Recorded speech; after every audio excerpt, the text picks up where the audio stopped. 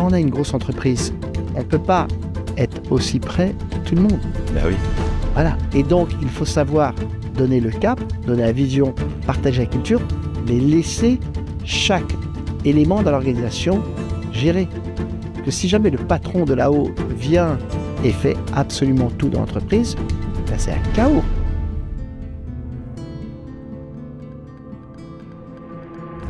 Est-ce que tu es resté toi-même en disant moi, pour moi ça c'est important, ou à chaque boîte où tu allais, on te disait ok, ça c'est chez nous, j'imagine par exemple à Amazon, c'est vraiment économiser tout ce qui est possible, donc vraiment le moins cher possible, donc vraiment une logique d'économie. Et puis après dans une autre boîte, au contraire, c'est l'image. Est-ce que tu t'es adapté dans tes comportements de manière très intentionnelle en disant ok, je vais aller dans telle usine, telle boutique, telle représentation et je dois me comporter de cette manière-là, ou au contraire, tu t'es dit, moi, partout où je vais, c'est ça qui est important, c'est moi-même et je reste moi-même. Je crois que par rapport à ça, la manière dont je fais, c'est je garde des principes constants et je les adapte à la situation. Le principe, c'est l'exigence de la performance et la bienveillance. D'accord. Donc, l'exigence de la performance, Amazon, par exemple, ça peut être effectivement regarder tous les centimes. Mais l'exigence dans la performance à Salesforce, c'était au contraire de pouvoir déployer au maximum les produits qu'on vendait. Donc, plutôt dans l'aspect commercial. D'accord. Et donc, il faut bien adapter ce qui pour moi est l'exigence de la performance par rapport au type d'industrie, au type d'entreprise dans lequel on est. Et à chaque fois avoir une balance avec la bienveillance. La bienveillance pour les femmes et les hommes qui sont dans l'entreprise. C'est-à-dire qu'être exigeant, par exemple là, les étiquettes, elles sont mal mises, c'est un peu n'importe comment. Tu vas exprimer qu'il faudrait le refaire, mais avec une forme bienveillante, c'est ça? Ben oui, si jamais je vois une boutique entière où elles ne sont pas bien mises, quelque part, c'est pas la vendeuse du rayon qui a fait une erreur, c'est que le patron n'a pas insisté sur ça, alors que ça fait partie de sa mission. Donc, vis-à-vis, ça va être beaucoup de bienveillance vis-à-vis de la vendeuse ou du vendeur, en disant, voilà, pour que la personne puisse acheter, il faut quand même une étiquette prix, c'est quand même, voilà, donc il est important de le faire.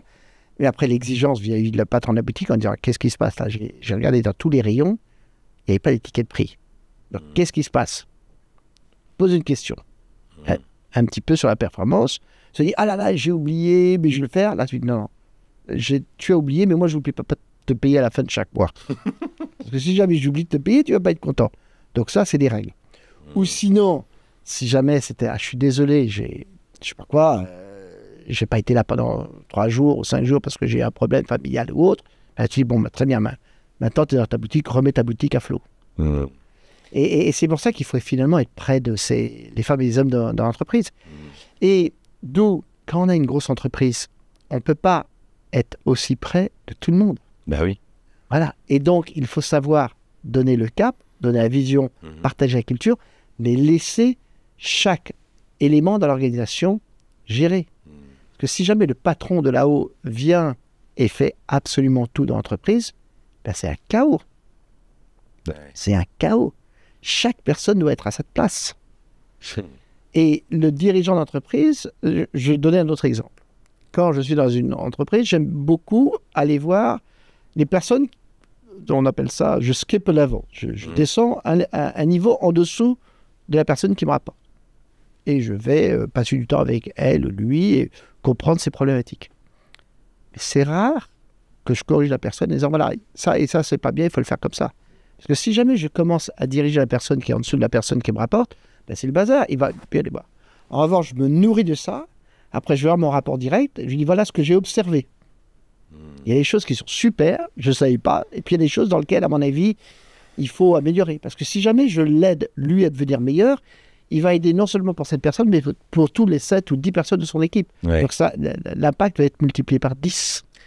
Et est-ce que ça t'est déjà arrivé en faisant ça? Moi, il y a quelques années, j'avais comme ça un directeur. Et avec moi, il était toujours très sympa. Les choses, il me faisait ses rapports et tout. Puis justement, c'est une petite boîte, donc je suis assez proche. Puis je m'intéresse exactement à l'équipe qui manage et je me rends compte que c'est un petit dictateur, quoi. Hyper dur, il leur parle mal. Mais ça, moi, je m'étais jamais rendu compte parce qu'avec moi, c'était un peu un lèche-cul, quoi. Il avait deux personnalités, quoi. Ouais. Comment tu fais dans ces cas-là? J'imagine que ça a déjà dû t'arriver. Mais très souvent. Très souvent, parce que...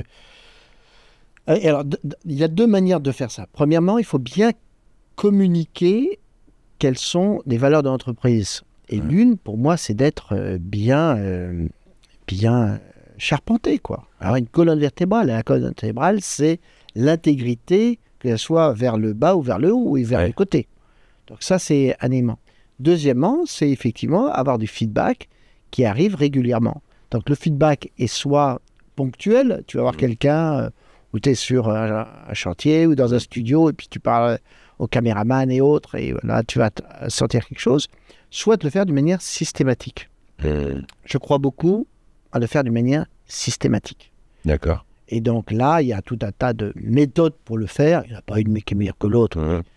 Et finalement, ça montre que quand tu le fais tous les 6 mois ou tous les ans, eh bien, tu mesures est-ce que la personne est cohérente, est-ce que le message descend bien. Et d'ailleurs, une des questions qui est souvent demandée quand tu fais ces enquêtes, c'est est-ce que la personne qui est le plus proche du client ou à la base, j'aime pas tellement le mot à la base parce qu'il y a, mais vraiment le plus près du client, comprend bien la stratégie. Et si jamais cette personne ne comprend pas la stratégie, ben peut-être que toi, déjà, tu as fait une erreur, tu n'as pas bien communiqué. Sinon, tu penses que tu as bien communiqué, mais c'est bien passé. Ou il y a quelqu'un qui retient de l'information. Et donc, tous ces éléments t'aident à finalement bien piloter ta boîte. D'accord. Et ce rapport différent que les gens ont avec toi, avec les équipes, il y a une forme un peu de, je ne sais pas si on dirait une solitude du chef, mais... cette sensation que voilà, les rapports peuvent être un peu biaisés. Comment toi, tu le gères? J'imagine, quand tu arrives dans un endroit, bonjour monsieur Terrien, et il y a beaucoup de sympathie. Comment tu essayes de passer derrière le masque? Voilà. Alors ça, chacun le fait avec ce propre comportement et talent. Moi, ce que je demande aux gens et ce que j'essaie d'être, c'est très authentique. D'accord. Mais l'authenticité, des fois, a ses revers. Des fois, je m'énerve. Et parce que ça fait 2 fois que j'ai dit ou 3 fois et on fait encore, je m'énerve. Et je me souviens, quand j'ai commencé mon dernier travail, je voyageais vraiment beaucoup. J'allais dans 2 pays différents toutes les semaines. Et puis un jour, j'arrive, je suis fatigué, je me suis fait 8 pays en un mois. L'avion est en retard, j'arrive à un hôtel et j'étais dans une chambre fumeur. Vraiment pas content. Donc, je dis à mon assistante, c'est juste pas possible. J'écris un email en disant, c'est juste pas possible. Pourtant, tu sais que je peux pas aller dans... Voilà. Je m'étais énervé.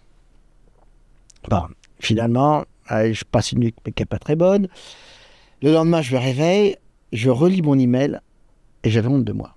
J'appelle mon assistante et je dis, écoute, je te prie de m'excuser de la t'emporter, quoi. Et elle me fait un beau cadeau. Elle me dit, Denis, ça fait 20 ans que je travaille. T'es le premier patron qui vient de s'excuser. D'accord. Tu vois? Voilà, donc, authentiquement, oui, j'en avais marre. Oui, j'étais énervé. Mais j'aurais pas dû le faire. Donc, tu vas t'excuser. Finalement, tu montres que toi aussi, t'es humain. T'es authentique. Et elle aussi, ça lui permet, à des moments, si jamais elle a... des sujets, d'être qui elle est plutôt qu'être en permanence en contrôle. Comment faire quand on a des enfants et une famille pour passer de salarié à entrepreneur? Je crois que la première étape, c'est l'étape de l'alignement. Parce qu'ils sont bien beaux, tous les formateurs et gourous de l'entrepreneuriat sur les réseaux sociaux, c'est que pour la plupart, ils sont soit sans enfants, soit divorcés. Donc l'aspect famille et unité n'est pas très présent. Moi, je crois que c'est génial de se lancer dans l'entrepreneuriat, ça a plein de vertus, il y a une liberté, il y a de l'ambition, mais si c'est pour flinguer sa famille, je ne vois pas du tout l'intérêt. Alors moi, je crois que la première étape, c'est l'alignement. Je crois beaucoup à cette phrase, l'union fait la force. Quand le couple et par extension la famille est unie, il y a énormément de force. Et pour monter une entreprise, il faut être uni et il faut beaucoup de force. Alors ce que je te propose, c'est dans ce document gratuit, c'est un PDF très simple. Je te propose 50 questions. Tu vas organiser une soirée en amoureux, faire garder tes enfants et passer du temps à deux. Alors ça peut être un week-end si vous voulez plus de temps. Et je te propose 50 questions pour vous aligner, voir si vous avez la même motivation, voir les points de friction. Imaginez les scénarios positifs, les scénarios catastrophiques. Imaginez des plans A, des plans B, des plans C, mais aussi imaginez qu'est-ce qui va se passer si ça se passe bien. Est-ce que le couple, est-ce qu'il va s'y retrouver? Comment les enfants vont se retrouver là-dedans? Quels sont les caps à pas franchir? Quels sont les rituels à mettre en place? Le nombre de vacances que vous voulez avoir ensemble, les plafonds en termes de revenus, en dessous de quoi vous ne voulez pas descendre. Vous allez aussi aborder tous les sujets de gestion de crise, de communication, les attentes, anticiper les problèmes. L'idée, c'est de pouvoir savoir si vous êtes prêt à vous lancer, si le couple et la famille est prête à passer à l'étape d'après. Et vous posez aussi un certain nombre de questions qui vont énormément influencer le reste de l'aventure. Souvent, au début, il faut énormément de force. Alors, je te propose de télécharger gratuitement ce document, 50 questions. Il est tout simple, c'est un PDF. Tu le gardes sur le téléphone ou tu l'imprimes. Tu passes ces soirées en amoureux. Je te guide question par question pour pouvoir avancer.